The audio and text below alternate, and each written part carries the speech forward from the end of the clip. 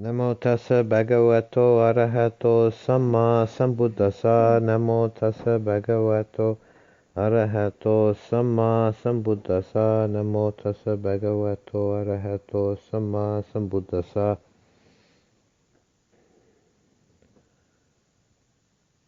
One of Ajahn Chah's frequent teachings was this phrase in Thai, "mai ne," which means, it's really untranslatable, but it's a colloquial expression.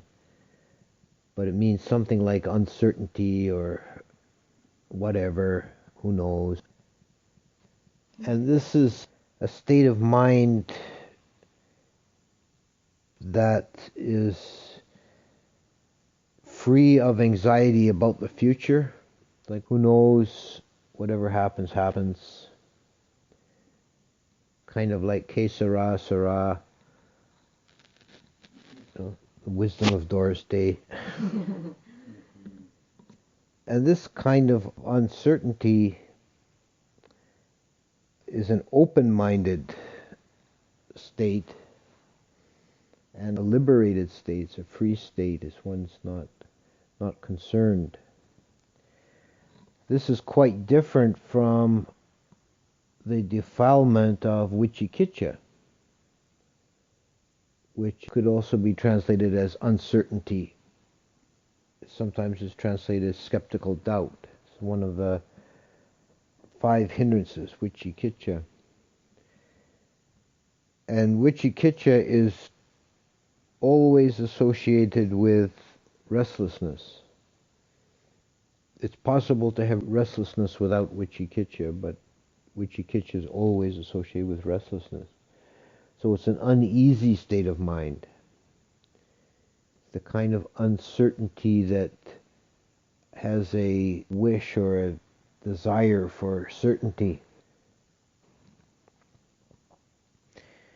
It's often experienced as going back and forth in the mind between maybe this, maybe that, and not being able to be at ease with just the position of mai ne. No. It's also not the same as the defilement of ignorance, avidya, which is not knowing. This is the darkness of ignorance. It's symbolized visually by a blind man stumbling along with a stick. The iconography of the Tibetan representations of the wheel of the dependent origination, ignorance is the blind man with a stick. And ignorance is put at the head of dependent origination, and because it is really the root of everything else. In the dependent origination, because of ignorance, karmic formations, that the making of karma, actions that we take with the body or speech or mind that are based on ignorance, are the making of karma. The Arahant makes no karma. His actions are classed not as karma but as kriya. It's meaning effective action. This kind of ignorance is what the Buddha overcome. So one of the epithets of the Buddha is the Sabanyutta, the omniscient one, because ignorance has been eliminated. But ignorance is one of the last, it is actually, it's first and it's last. It's the first root of all samsaric becoming, and first root of all misaction, misunderstanding, but it's also the last defilement to go. Only at the stage of Arahant is ignorance completely eliminated. Before that, there will be some degree of ignorance in a being. And it manifests in at least two different ways. One is this simple not knowing, the darkness of ignorance. The other is knowing wrongly, delusion or perplexity. And these are recognized as different enough in the Visuddhimagga, in the section where it talks about suitable practices for different personality types. It has a quite different approach for one who is ignorant in the sense of dull and one who is ignorant in the sense of perplexed or deluded. Someone who is ignorant in the sense of dull, a good meditation place for them is on a high hill or with a vista, a view to open their mind up. But that would be exactly wrong for someone who's deluded or perplexed, because then the mind has all this stuff to go wandering off in. It's said they're better off in a dark cave, so they don't have the stimulus to spin the mind off in all kinds of speculation.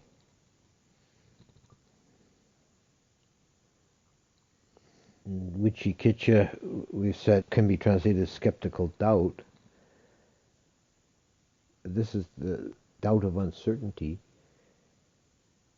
It's not the doubt of maya. Maya is a simple open-mindedness. It's whatever. And being open to new knowledge, new experience requires a kind of a doubt in a different sense in Vicikiccha. The English word doubt is very loose. It's always dangerous to have a overconfidence, a sense of certainty that you know the answers.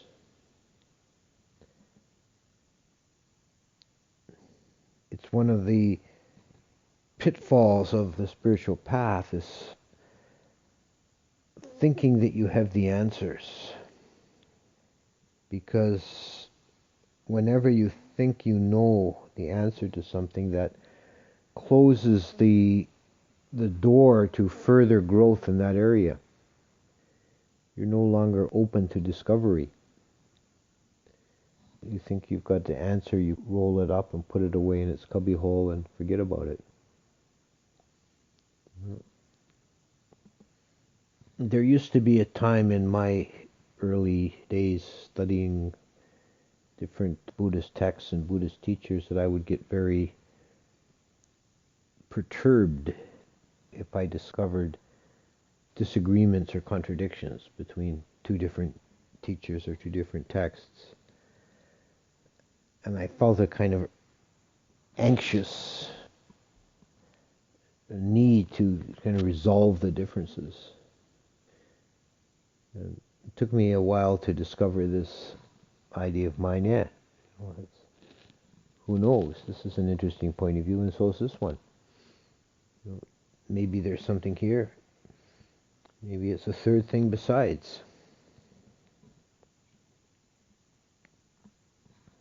And overcoming ignorance is one of the, I would say, the two ways of looking at the path. One is overcoming ignorance, and one is overcoming suffering. And it ends up being the same thing in the end. But in another way of looking at it, it's sort of like the carrot and the stick. The carrot is wisdom, striving for greater understanding, which is overcoming of ignorance. But the stick is suffering. It keeps whacking at you to remind you that this samsara is not perfect, full of suffering. And wisdom is defined as understanding things in accordance with reality and not otherwise. Panya, wisdom, is the opposite of ignorance. It's not the same thing as knowledge. Knowledge is vidya. Knowledge can help the unfolding of wisdom, can provide a framework, but one has to be careful it doesn't become a trap, as I spoke of earlier, thinking that you have the answer because you have some clever verbal formulation. If you can name it in Pali or Sanskrit, you think you got it licked. It's not the same thing as understanding, as wisdom, which is the experiential, the real deal. This is a theme that comes up often in various kinds of stories and anecdotes in various Buddhist traditions and even outside of Buddhism, of the simple peasant or farmer, fisherman, or woodsman, or somebody uneducated, illiterate person who gets a few words of instruction from the master and outstrips all the learned disciples and quickly attains the various states of enlightenment.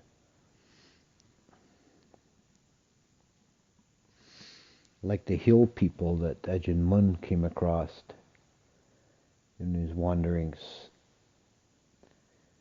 One of the non-Thai ethnic groups that live in various remote parts of Thailand and are not really Buddhist. They're quite primitive, animistic. And they saw the monks meditating, and they asked Ajahn Mun, "What are they doing?" He says, "They're looking for Buddho." What is Buddho? It's something that we had and lost a long, long time ago, and now we're looking for it. Can we look for it too? Yeah, sure. What do we have to do? Just sit and mind your breath and say Buddho, Buddho. That's all the instructions they got. No 3-year course on Abhidhamma or just sit and mind your breath and say Buddho, Buddho. And within a few weeks, several of the villagers had attained to the higher jhanas, and they were really making great strides.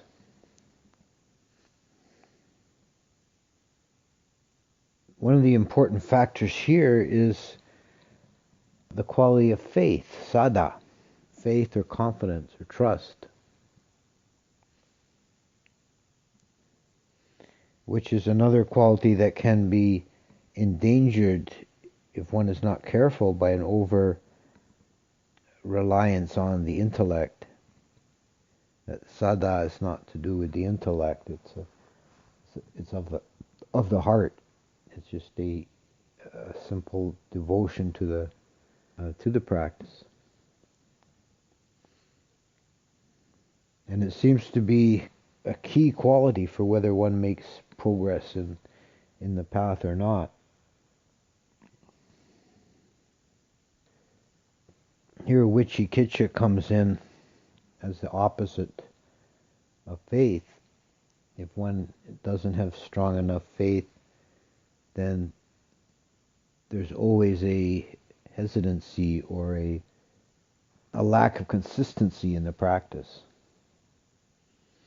One of the ways this manifests in terms of meditation practice is constantly being worried or concerned. Am I doing it right? Is this the correct method? Maybe I should do something different. You know? Whereas if one just devotes oneself to the practice, it sorts itself out. And this arising of wisdom is nurtured by Yonaso Manasikara, right reflection. This is another closely related quality. This means that the mind will reflect on phenomena, events, circumstances in accordance with Dhamma and not otherwise. This mostly means seeing the three characteristics. An ayonaso, or wrong reflection, ayonaso manasikara, is reflecting wrongly when the reflection is not in accord with the Dhamma. Now, an example might be, to use one of Ajahn Chah's common illustrations, is for impermanence, is a breaking of the cup. So if you have like a favorite cup, one day you're washing it or you're moving it and you drop it on the floor and it shatters. Yonaso Manasikara, right reflection, would be, well, such is inevitable, everything is impermanent. This is just returning to its previous disordered state. Such is the nature of all things. Wrong reflection, ayonaso manasikara, would be getting really upset and, I love that cup. I remember when we bought it, it was such a nice day, and now it's all smashed. Why am I so clumsy? This is, wrong reflection. And that wrong reflection leads one always further into ignorance, further into delusion.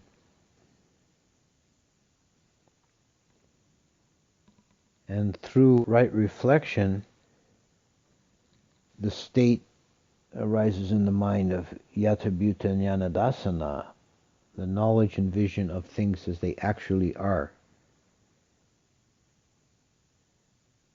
which is seeing things according to reality and not otherwise, which is wisdom.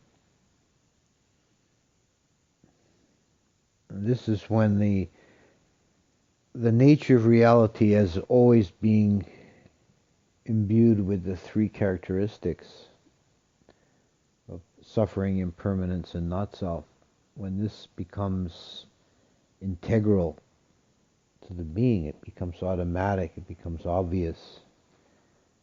It's not something one has to think about, it's just the way things are. This is how it is. That's how a wise person sees the world, sees their life. When one is firmly established in knowledge and vision of things as they are, this begins to nurture the quality of nibbida. Nibbida is one of the most difficult words to translate. It's probably quite impossible to come up with anything that approaches it. If you have to use one word, I like disenchantment. It's when the kind of the magic spell of samsara begins to wear away. Samsara is essentially something we do. It's something we choose moment by moment. And it's because of the way we react to the objects of consciousness,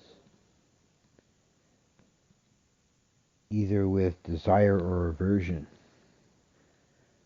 with fear and fascination. Samsara is alternately tantalizingly seductive or terribly, horribly scary.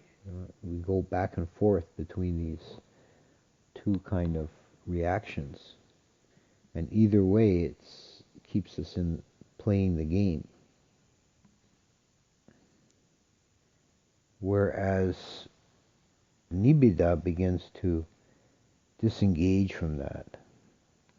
So disengagement is another word. I've seen it translated as revulsion, which I think kind of misses it, but I can see where there's some point to it. There is a kind of a feeling, there is a sort of a subtle aversion at that point, a wanting to turn away from samsara. This is not yet liberation. We're not fully there yet at the stage of nibbida, but we're on the way. And from nibbida arises viraga, dispassion. And that's a quite literal translation, and it's quite accurate. Dispassion. It's like the fires in the engine are damped down. Like your process of samsaric becoming, think of it like a steam engine. And the blazing heat of the coals of passion are what keeps the pistons going. But when you have viraga, you throw cold water onto the coals. You begin to cool it. You cool the driving force, so it begins to run down. And that leads to liberation, vimutti. The mind breaks free of the samsaric cycle. And it's able to do that which it has not done since beginningless time, and alight upon non-occurrence. This is a Visuddhimagga's description of the realization of Nibbana. In less fancy language, it's just to say you stop doing that. Samsara is something you do again and again and again and again for billions of lifetimes. And then suddenly you stop doing that. And that's when you overcome ignorance. When there's an ending made of avidya.